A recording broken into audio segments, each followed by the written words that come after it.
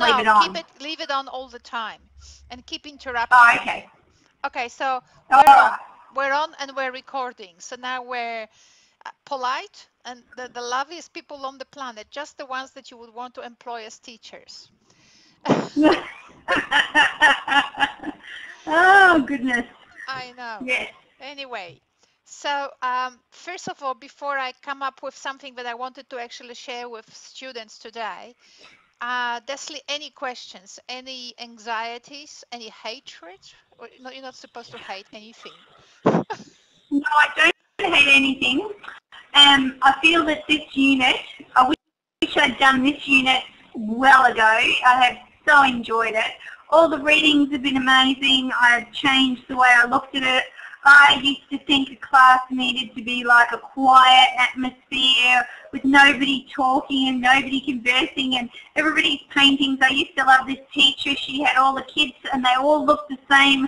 And now I realise like that was just like having a carton of eggs sitting on a bench when I really wanted a field of flowers.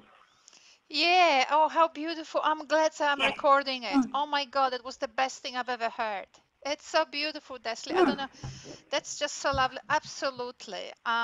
Yes. Yes. Yeah, and I've loved reading. I've really got into. Is it Pablo? It's Pablo Freire. Yes. Good. Yeah, love him. He's just the way he's in. And I realised that we're not in Brazil and we're not an oppressed nation, but just his thoughts and how he thinks and how we should act and how it should be. Like you say, like I know you say it's love not like monkeys, but I see children conversing and the teacher being the not the knower. The teacher can be the student and the student can be the teacher, and I can see how all that works and putting it together in the, I haven't put in my my assignment yet, it won't be until the end of the week, but it's been really hard cutting it down to 1,000 words. Yeah, I don't know who invented the 1,000 words. This came with the unit. You know, I inherited this unit, I think, a year or 2 years ago. I can't remember anymore. So this came with the unit, but I don't think any student actually who has gotten HD, and it's on the record now, has ever written 1,000 words in it. Although you'd have to be really, really good. Like you'd have to be me to make it into 1,000 words. I mean, I could do it in 500, but I know my level of abstraction is really high, and for students, it's really hard. Yeah. And it is really hard. Like you want to give examples. Yeah. Of stuff that you've experienced and what you're thinking, and then you look down and there's 1,000 words sitting there and you go delete, delete, delete. No, don't delete. Start again. Yeah, exactly. Don't delete because first of all, this is a portfolio which is sitting on the net and it's for you, really. It is a record for you. So I will not be don't do you think that if I have 100 assignments, I actually put them in the Word document and actually count the words? I mean, obviously, I would have never finished. Of course, I'm not doing this. What I'm looking for, exactly, I'm looking for that kind of flowers that you have just produced. I'm not looking for run-of-the-mill assignment. I'm not looking for someone just plagiarizing the book, because while you might give me a textbook back, if there is no shining, if I can't see that the person is actually ready to develop, to flourish, so it's not good. So basically what I will be looking for is a person who has a bit of shine there. It doesn't have to be perfect. I have not become very, very good until I was probably 50. So I might have been good when I was 30, but I became really good later on with time. I used to say to my husband used to be a professor, and I said to him, how can you be so good in writing? And he said, it comes with age. He was older than me. So I'm not looking for a perfection. I'm looking for shine. I'm looking for ingredients of excitement. Yeah. So this. No, I was very excited. Yeah. So 1,000 words, I agree. I mean, and anybody who has ever written anything knows that by the time you actually express something, it's at 800 words in no time. So yeah, I get that's what I've got. So I mean, like Yeah. just one page, one page will be 800, and another page. Yeah. I actually will recommend to the university that we actually change the word count because it's just not doable. So we might make And it. like what I love about, yeah. Yeah, go on. Yeah, and what I also love about this is that the unit is all about literacy. It's all about becoming literate. Like, I've learned how to make a website, and I've learned how to upload stuff, and I've learned how to search on the internet, and I've honed all my skills. So it's applying what I'm reading and constantly changing my concept of what I'm understanding to change it and grow, which is really nice. Like, normally a lot of the units I've done don't have any interaction on the internet, but the ones I've done extremely well in, like Cultural CUC 107, that guy was amazing last year. He made my year, and he was very good, and much the same as you. Always online, talking about stuff. We could look at it on the internet. I feel like I'm a bit of a stalker because I went onto your, you have a website, and I've been on your website, and I've been looking at what you like, and I thought, oh, this is disgusting. Get off here. Yeah, that's great. Go there. That's why I do that. I also am very active also on my own, on LearnLine. When you click on someone's picture, you can actually go to people's pages on LearnLine. Very active on Facebook, very active. And that's the idea. The idea is to share, because if you think that, that learning is by sitting in your little office, gray office, and doing it on your little computer, you're gone. You're finished. You got the game wrong. And you know that it is really interesting to know that you came up and I'm doing this, and then the very next week, because I do IT and library over at St. Paul's, and I went in there, and the principal says, we're getting rid of portfolios for all the children and the staff, and we're moving into a online thing. He said, if you had anything to do with Google sites, so the school has actually now got its own Google, like .com, and it's stpauls.com, and all of the teachers have access, all of our resources are going online, and he said by the end of the year, all the children each child will have an e-portfolio which will follow them through their years of learning. So they're all doing exactly the same thing in transition that we're doing at uni now. Yeah, cool. And I'm not sure whether I'm sure I have shown it, but sometimes it's so much material. I have on the Education Hub website that I produce with all the resources, which I actually log in there to have a record. There are tutorials I create. But I've got people here around me. I'm in Canberra now. I already showed them to them. Yeah, cool. But that's great. Oh, are you? Yeah, that's very good. That's what it is for. I did it not just for myself. And also, like, I have friends in Canberra where I am now, because it's time off a little bit at uni. So I've got friends who are really, have hobbies and so on. And another friend of mine got herself an iPhone 6. And she goes like, what am I going to do with it? Well, what do? You go to YouTube and you type iPhone 6 tutorials. And YouTube has 5,000 tutorials on how to use iPhone 6. You don't need someone to teach you, and sit there by you. So that's great. What I just put in my that's what I just put in my online my website and my current practice. It says, what do you need to know? And then I went, I need Mr. Google, or I need Mr. YouTube, and 99% of the time they teach you exactly what you need to know, and you pick up a new skill. That's it, and these kinds of things. That's what literacy is, exactly. You know how to find information. Yes, that's exactly.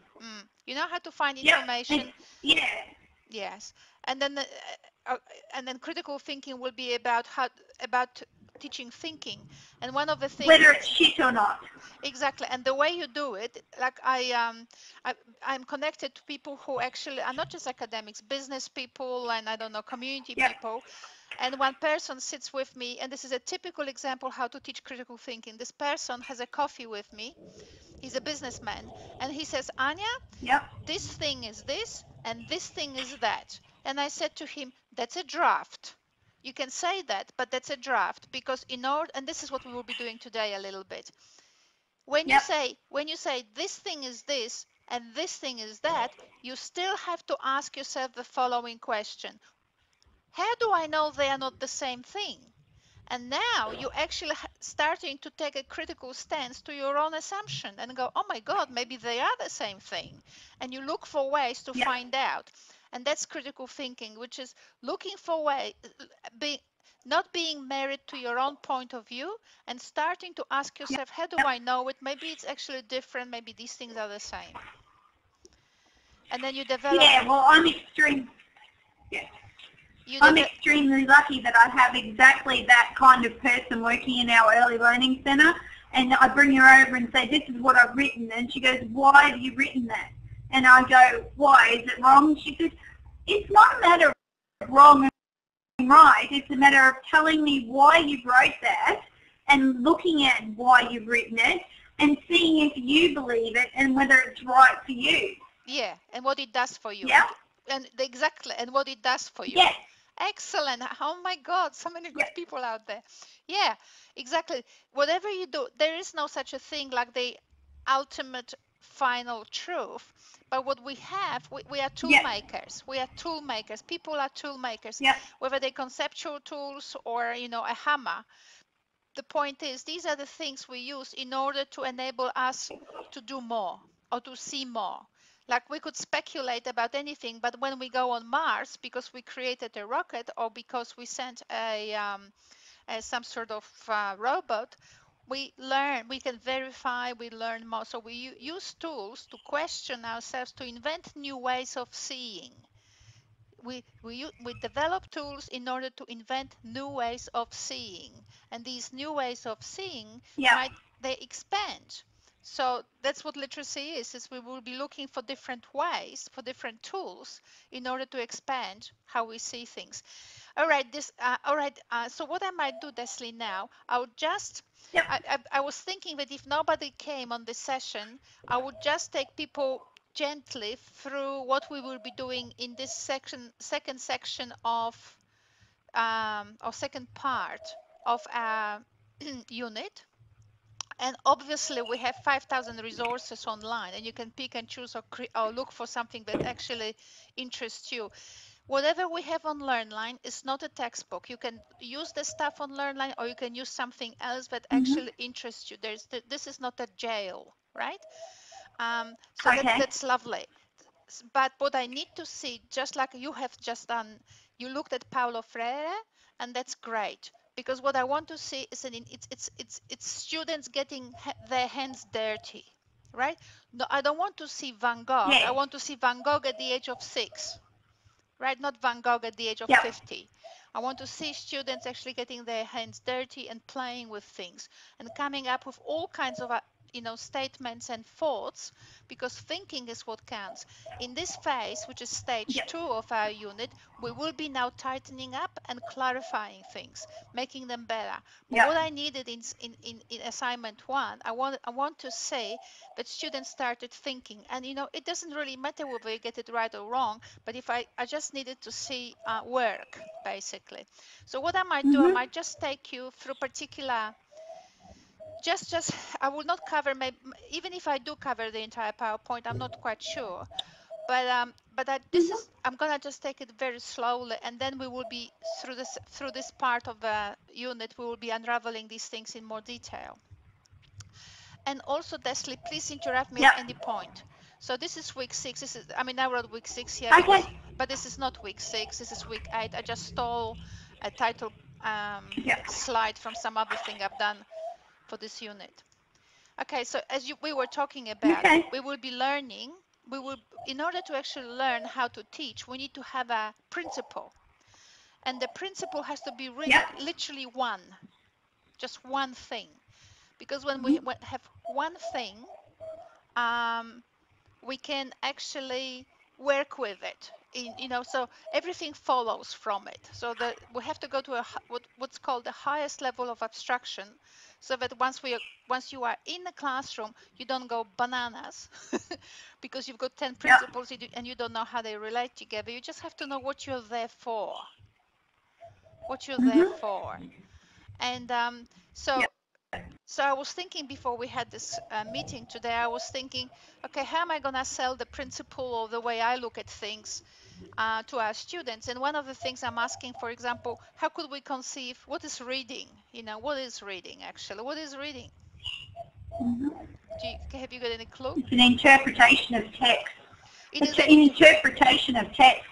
it is an it is a socially informed or historically informed interpretation of text, because you're already part of a society, whether you're 3 or 5 or 200. Yep. Right, it is. But I've written some things here that reading and writing is really information management. People often think Mhm. that information technology is just computers, but it isn't. No. Information technology started long time ago, and I am no historian to tell you when, and no historian really knows. But it started. Let's assume whether it started or not back, whether Sumerian culture was the #1 place where it started, I don't know. But in the Sumerian culture, what they were doing, they were having table, uh, what do they call it? Those plates, those stone tablets, right? And the Yep. stone tablets had to have text, because what happened if I was growing something and you were doing something else and we wanted to exchange service? If you had 1 carrot and I had a dog, I gave you dog for a carrot, that was fine. But if I started to want 5,000 carrots and you wanted 200 dogs, that became really now difficult. Because if I had many clients, I had to start managing information, no different than today. So people actually Yep. Yep. took those stone tablets and started to develop some form of signing in order to actually have a Mhm. record. Yep. So Desley took my dog. I gave her, for the dog, I gave her so much of wheat. And then we had the contract, but then Yeah. okay, so whatever. And then where do I have this information from? How do I know? Well, first of all, I did study a little bit by myself, anthropology and archaeology, but all this stuff is on YouTube. A lot of lectures on YouTube from museums, or musea actually is the proper word. They give lectures every so often. They actually have public lectures from professors from all over the world. And there is this guy who actually explains how writing developed in Mesopotamia. And what they also say, that even recording, you 500, you gave me 500 carrots and I gave you a dog, became really clumsy. So they started to actually develop tables, because tables were Hmm. really good because they show relationships. Right? Yes. Tables actually organize. So if I write just carrot, that's all right, and then I write something else. But when you have more people, then you want to have things on the left and things on the top, and you can show who, what, when, by what date, and so on. So the Yep. more we actually, as our economy becomes more complex, we want to record things. Now, why am I saying this thing? Because you Because don't it's very important. this is very important to It's understand. important to know where you've come from. And It's important to know where you've come from. exactly, and but it is very important because, first of all, I have now stopped talking about reading as reading of text. I'm talking about information management, and it's very important. Yep. Um, so reading is, as you said, it's not just interpretation really. What it is, how you actually worked with the stuff which was on the page for your purpose. You actually were working Mhm. with that text, because some people want, not everyone comes to a book or a text with the same purpose, and consequently they get different things out of it. So it's really Yeah. all these technological things, and reading and writing is technology, and those stone tablets and so on were really about developing tools to enhance information management. That's very important, and you will not find it in textbooks, or I don't know, very rarely, because a lot of times these textbooks were written a long time ago. So, and they just are reprinted. So they're written by linguists. So the world is actually more interesting now. So anyway, so we have so reading is not just reading. It's really developed as a tool for enhancing information management.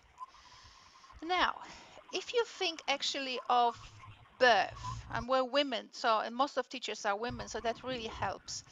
When you actually get a child, when you actually conceive a child, and when you actually record the phases of development of a child in the womb, you notice that first the child looks like an egg, then it looks like a mouse, then it looks like a rabbit, then it looks like something. So the child's development goes through all these stages, evolutionary stages of looks like other creatures.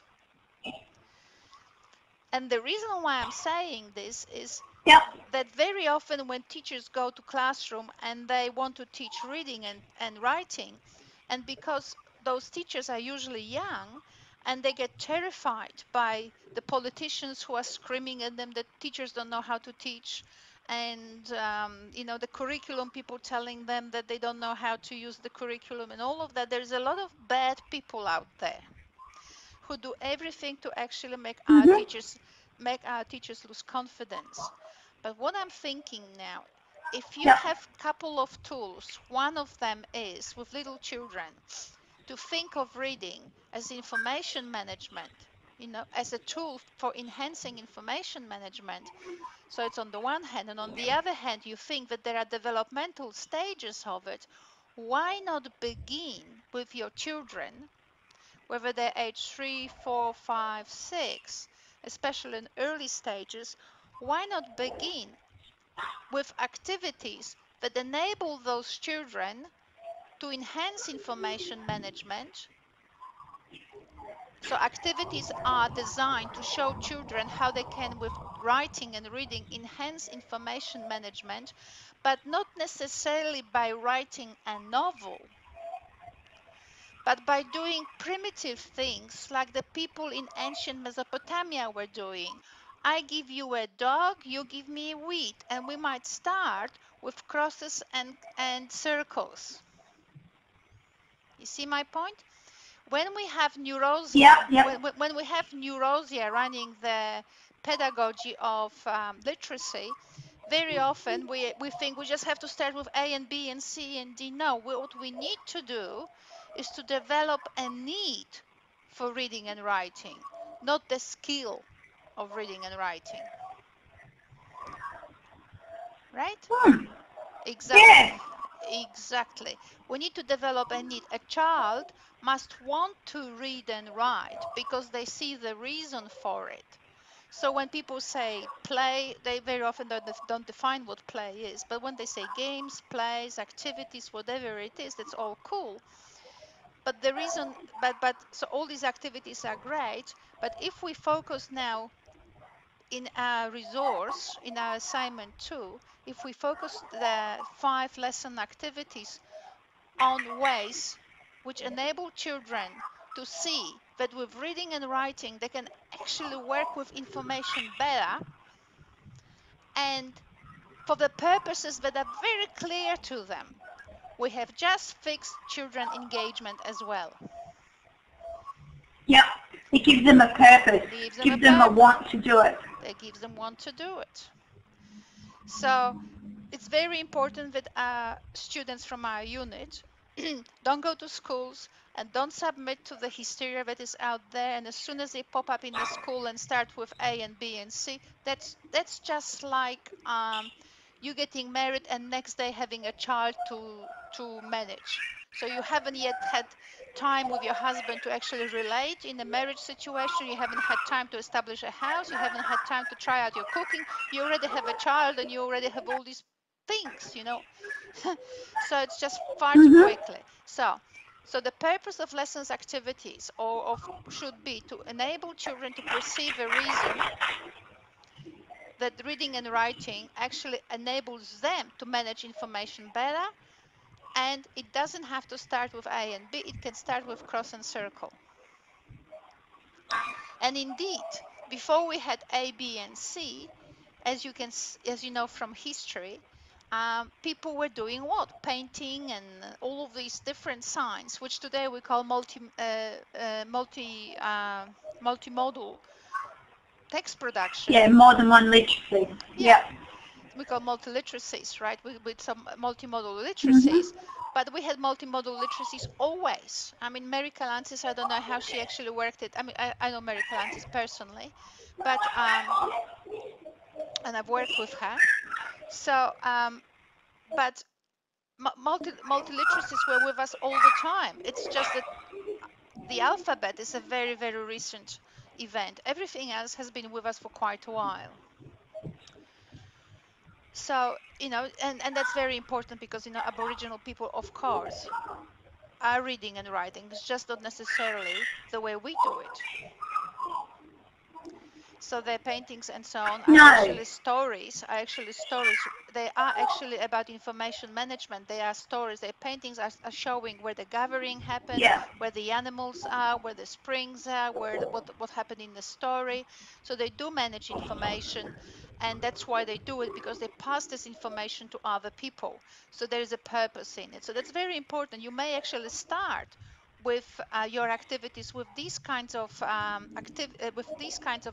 you may start your lessons in assignment 2 with these kinds of activities that make it real fun for children, and you begin with painting and drawing for a purpose of, and then you start introducing words, because children will know that once you actually put words in it, it clarifies the message, it removes the ambiguity. That person they drew and they thought they drew a mother, if you ask someone else, doesn't look like a mother. So if they actually write mum, it's clear.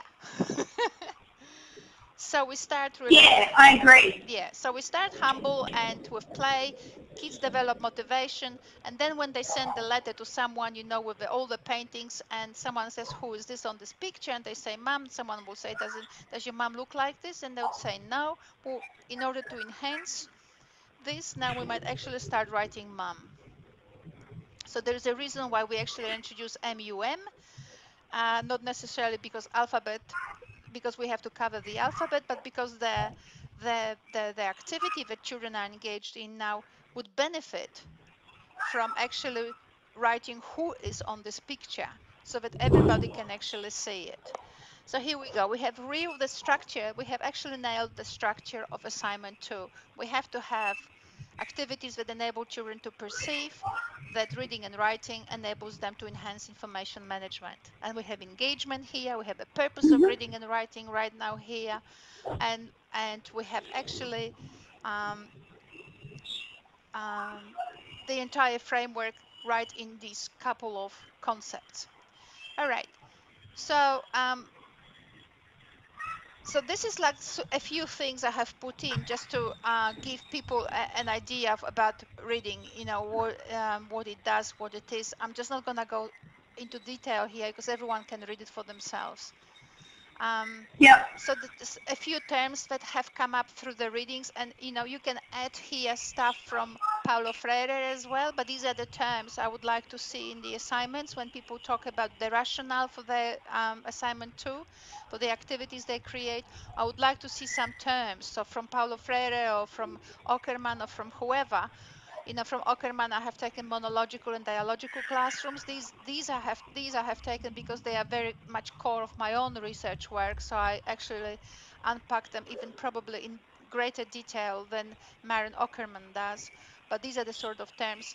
I also use the greatest sociologists that we had so far.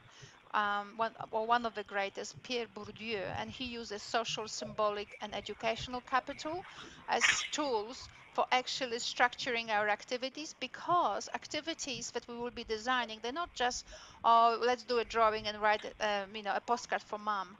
We need to know that we actually, that critical thinking or that critical reading that you were talking about, but we actually have some criteria for thinking for ourselves, whether we have given children tools to see more. So we need some concepts that enable Yeah. us to check. So there are a few concepts that we'll be covering and looking through. That's another thing that comes out through my resources that are on LearnLine. It's very, very important. And I will have you know that most people in it, or now they do know, at least in our university, because I have sent this information to everyone. But people very often don't read neuroscience and don't watch neuroscientists professors on YouTube. But there are class Oh, professors on YouTube talking about neuroscience and childhood and reading and thinking and all of that. It's all out, and perception. It's all out there. And yeah, there's a lot of them out there, and they're very interesting. And I've watched a couple of them that you've recommended through the reading, yeah, and they're really, really interesting. yes, like Damasio. And they also look at, yeah, Damasio is that one that Damasio here. Yeah, he's great. And the other person, Yeah. the person who works with him, which is Imordino Yang. So once you have Damasio, you will see Mordino Young as well. And this woman here, Eleanor Maguire, she is brilliant in London working. What she did a number of studies, but this study says that that people with amnesia have an amazing recall. Just like I've actually seen her. I've actually seen her. She talks about amnesia in people, and like what? Yeah, go on. Yes, they lose exactly. their creativity. Yes, but what was happening with those people? When you put a number of items in front of them, they couldn't create a story out of those things. So if you give them a cup of coffee in front of them, you put a muffin and you put a napkin, they will not create a story about breakfast. Right? They can't put things together, and that's very important. People very often underestimate. Well, they don't know. They don't know about this research very often. Most of the time, 99% of people don't know, and they don't know how to link it. But it's very clear. If you test for recall, you are actually training children to become amnesiac. And the older they get, the more they forget. Right. So amnesia is actually inability. It's not having stories. It's not having stories and inability to connect things. That's amnesia.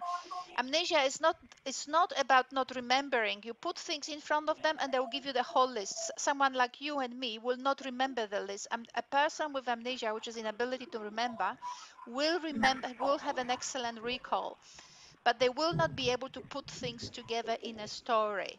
And that's very important. Our activities and our testing, and I'm not commenting on what NAPLAN is because I think that often lots of things can be done, under the radar.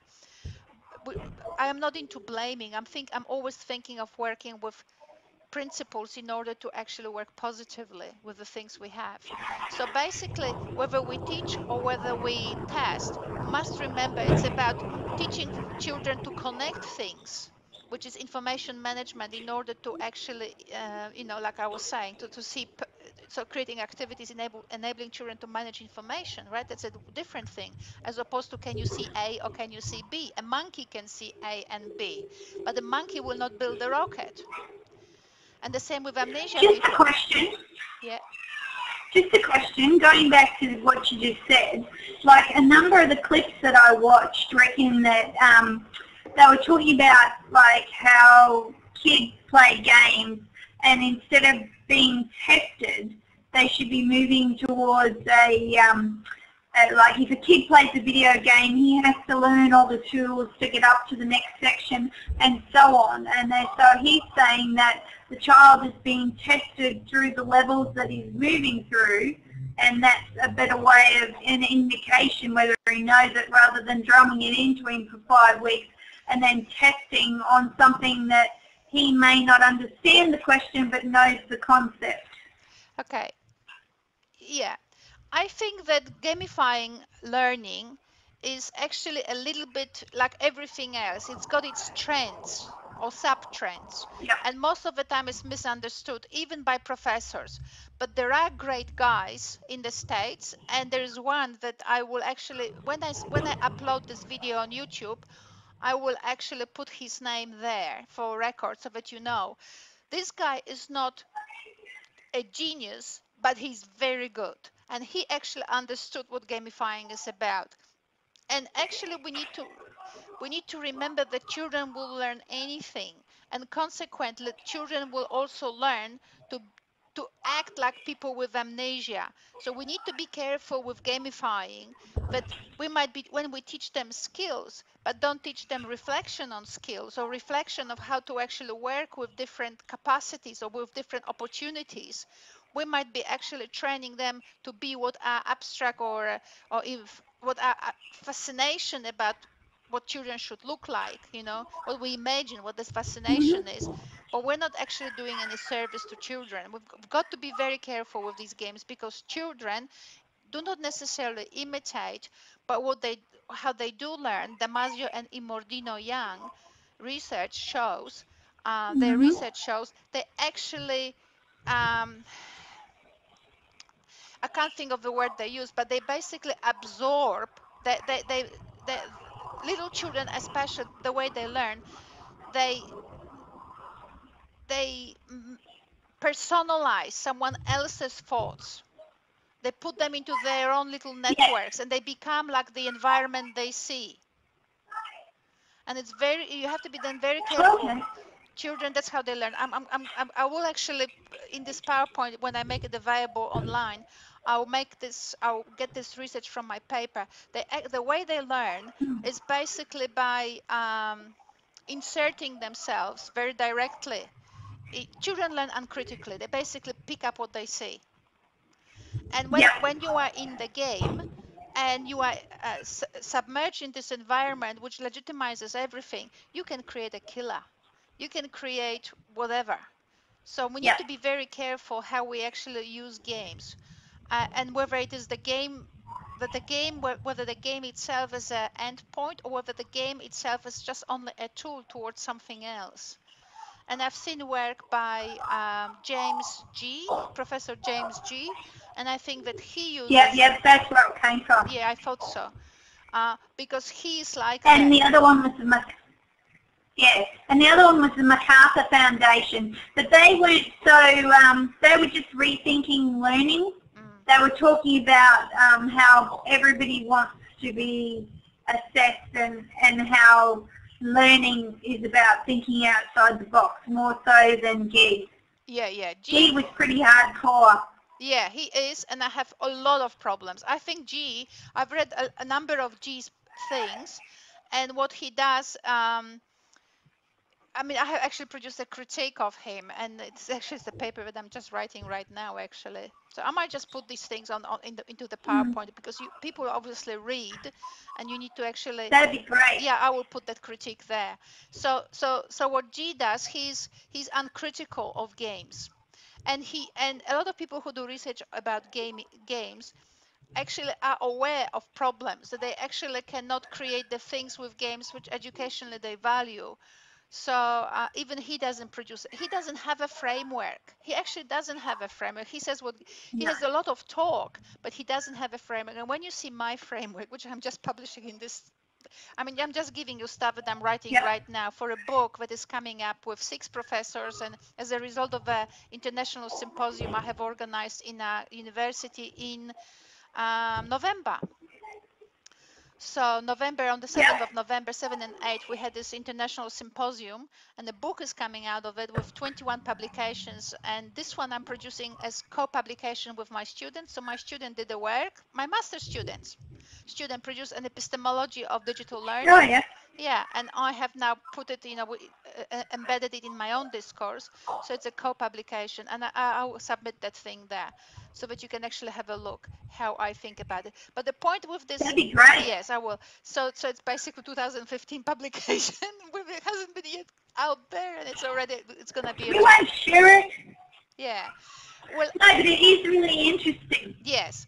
Well, it's very important to actually read him critically, because he never uses a critical discourse to himself.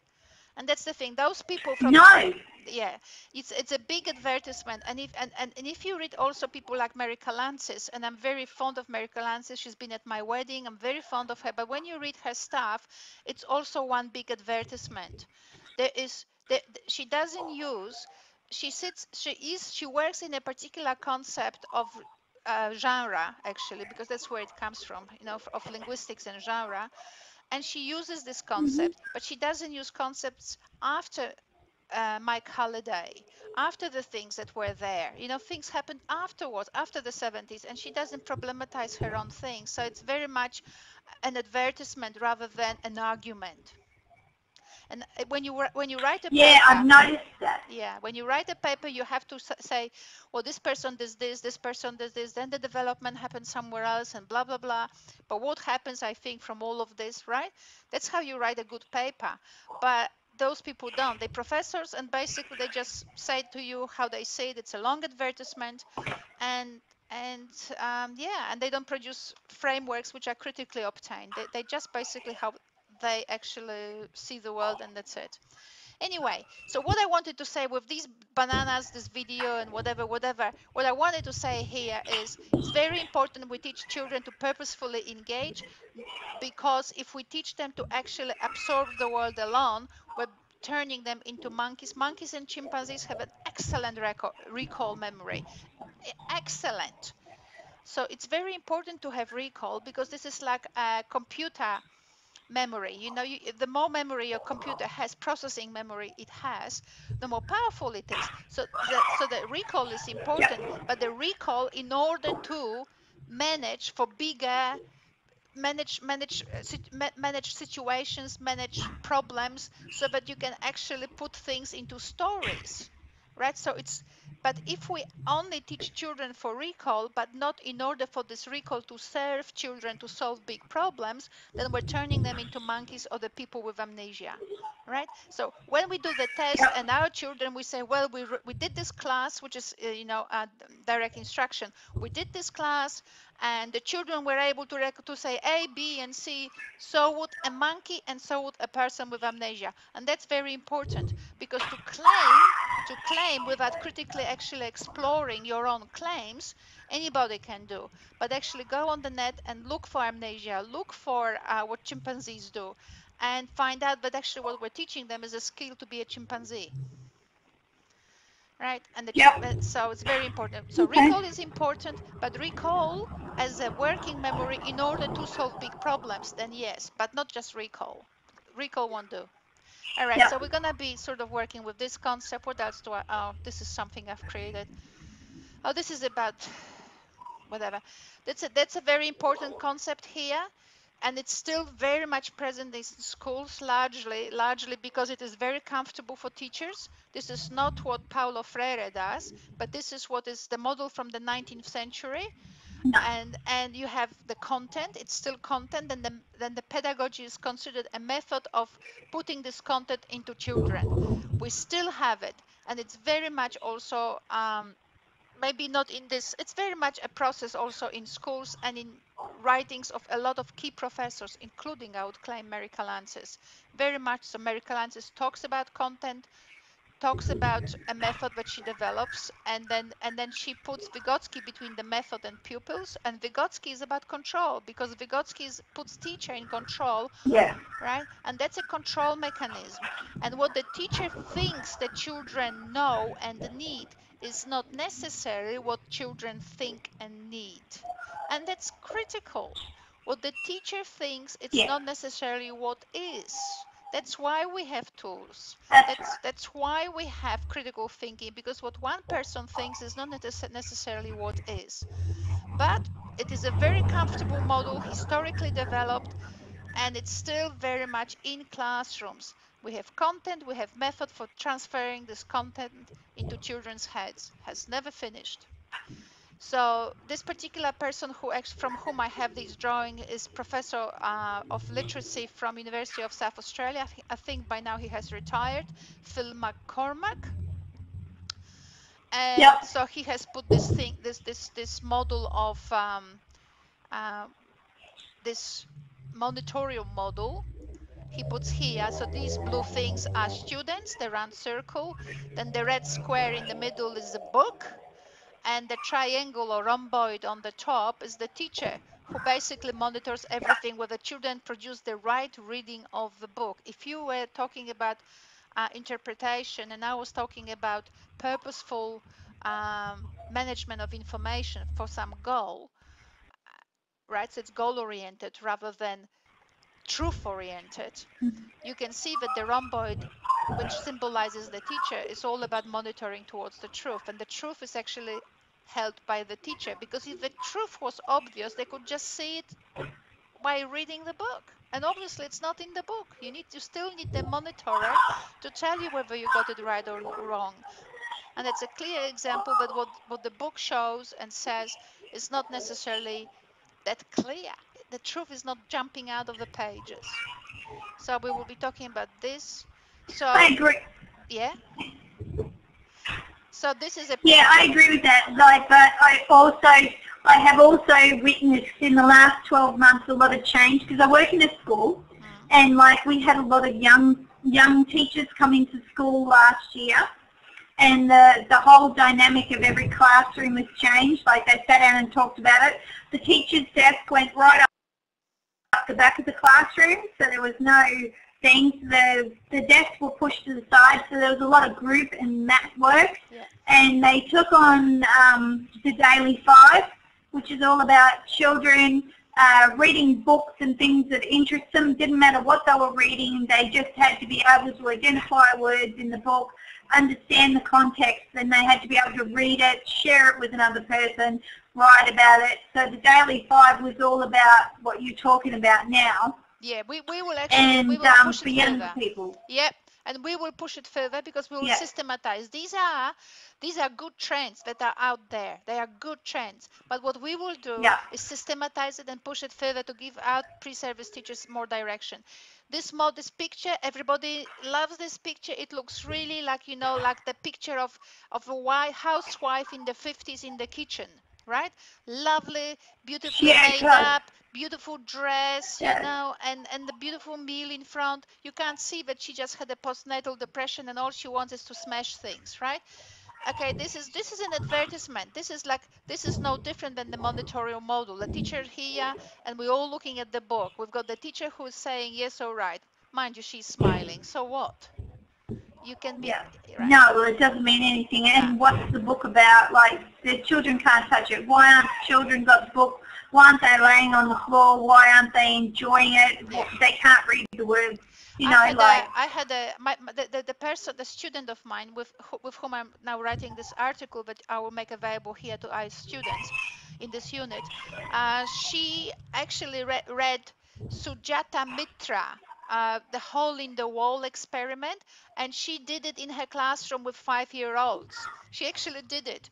She made them do some things about indigenous people. And what was very interesting, that the kids first went to before they went for the iPad, they first went to the library and started to go for books, So yes, but the excitement, first they were confused. First the children, 5-year-olds were confused. And of course a young pre-service teacher or teacher will go, oh my God, my children are confused. I must have done something wrong.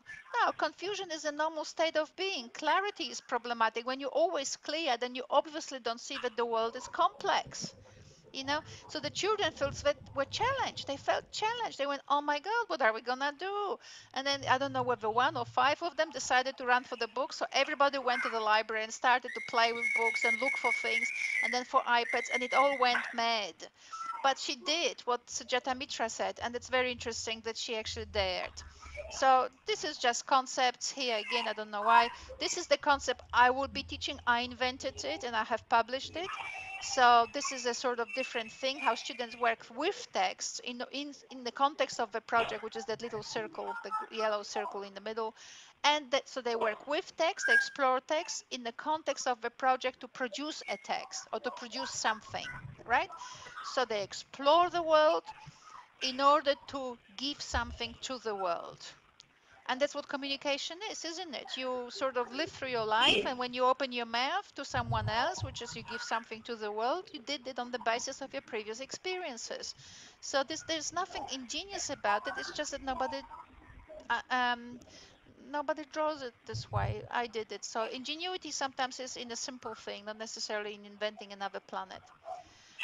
All right, so what we will be looking through all of that. Then I will teach you how to actually structure your lessons, and you can see that on the bottom right. So we have a project first on the very top, then we have support, and we have lessons. So the lessons will have support, and there are different. I will be teaching you how to focus the support, and every class has to finish with some way of children. Very often in the materials that come with as support to curriculum, not the curriculum, and that's a big difference. Curriculum is fine. It's just then the curriculum has also some sort of examples of support, which sometimes are really not necessarily well informed, and they tell you how you have to explicate and all of that. Point is, however we do it, every lesson has to finish with a sense of achievement. Children need to feel that they are learning. They need to feel achievement as they are learning. That's a very important principle. They need to finish the class on a high and go, yes, we know what to do tomorrow. All right, so they finish a bit of the project today, and they say, we know where to go tomorrow, and we can't wait. That's what we want. We want exciting children. I'll show you how to do it. That's from my publication. Not very, I'll show you how to do support. So that's the project. The project is here. It's the purpose on the bottom. So children develop a purpose of their project. We want to do something good from school. Maybe we will create a lovely map, an interactive map, how to get to school. And they will establish on the left, you have the sort of things. They will establish what is it that we will need to do.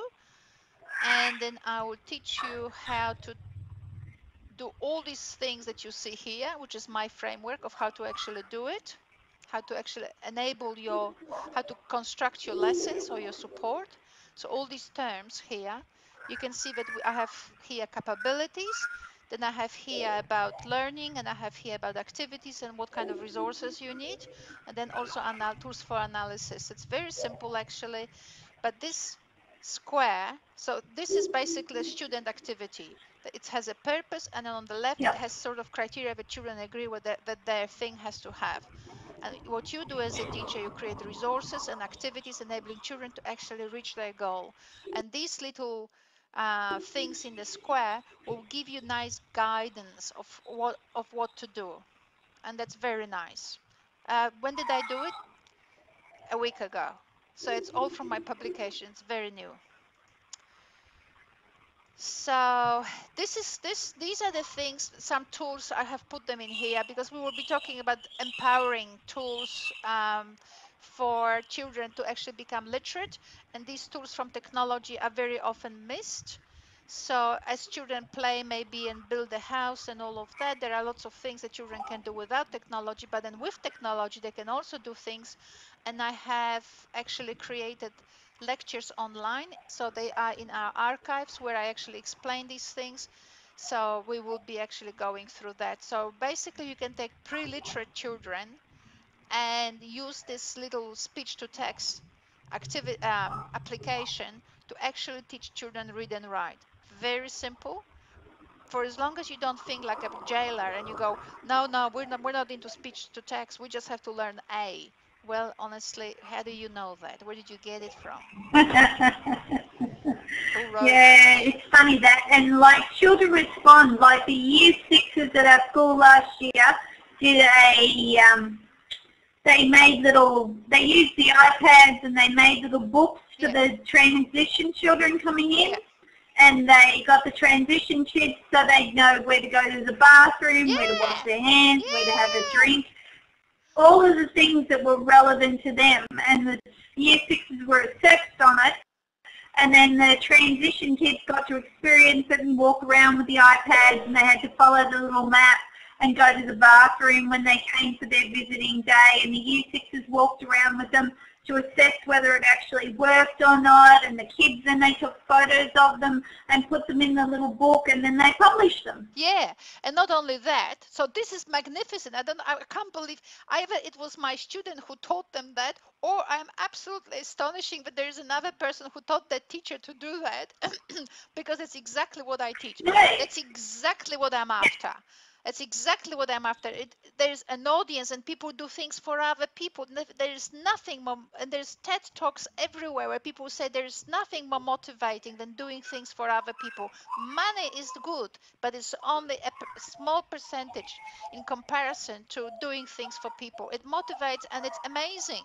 So then children actually are doing this. They think of little children. You develop their emotional capacities, the capabilities of the social, and they feel that they are sense of belonging. We belong to school. New people are coming in and they're gonna be our friends. They're little people. We're gonna help them, and all these lovely feelings and the warmth and the sense of community is all developing right there. And then you could actually do other things with the transition children. Then there are games, and I might forget it, so I just put it in this lecture.